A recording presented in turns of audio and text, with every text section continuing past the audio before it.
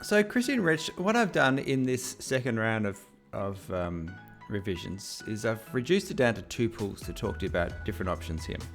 I've taken the decking out, I brought the lawn all the way up to the existing decking, and what I want to do is continue your roof line all the way to the boundary, put up this big tall vertical battens in this dark stained timber up against the boundary. So we're really trying to block that house out. On the left hand side of that vertical timber screen, I could extend it further if we need to extend it further to block out more view. And then I've just replaced your existing foliage with a new new hedge or new screen or new planting through there.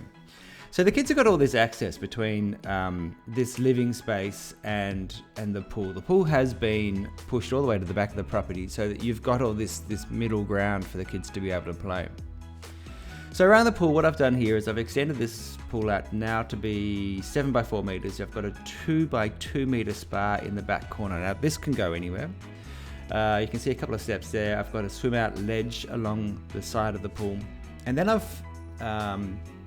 treated all the boundary with the same vertical timber battens, and the carport is all the way hard up against the left hand side of the property. And you can see that there's a little bit of space for a couple of day beds. I've got some bench seating because sometimes it's nice to be within the pool area and still part of the social activity, but not necessarily in the water. Big steel beams that span between the garage and the boundary and supports this shade structure, which will be great at night time because we can go and put some lighting in that. The pool obviously gets lights, spa gets lighting. You can see that water feature that I've got on the back wall there. That can be an optional thing. And you can see the amount of space. So between the carport and the pool, it's just slightly less than a metre of paving space because of the way that I've shifted the pool to the right, because I'm sure that we're going to get those gas lines and those electrical lines running underneath that concrete slab. And what this design does is it really sort of fixes in the garage size. Now this one I want to show you is the garage is 6 by 6, the same as the previous one. You can see that remaining space that's left over for where the kids are standing in the back lawn. So they've got lots of space at the moment. I'm going to come back to that garage in a moment. So what I've done with this design is I've brought the pool forward. So same size pool, it's now 7 by 4 meters. I've given you a space at the end of the pool, paved, and I've got this roof structure sitting on top of that. Now it doesn't need to be as big and solid as that. We can change that roof. It could be something that's retractable or awning style opening, and that way you can get all the sun in, or you press a button and it closes up. The spa, 2 by 2 meter spa in the far back corner. Now you can see the pool fencing wraps around the decking here, so it does tighten up that space. So between the house and the pool fence is about 1.5 meters. The vertical timber battens that I've got go all the way around here.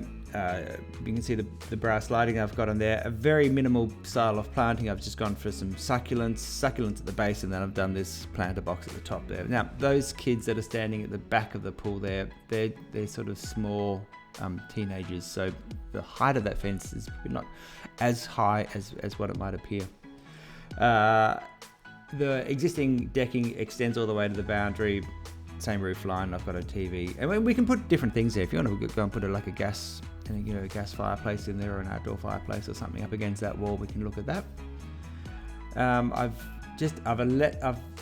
haven't done that because I really wanted to try and create as much space in here. Push that lounge suite all the way to the boundary, and then we get the dining table into this forward area.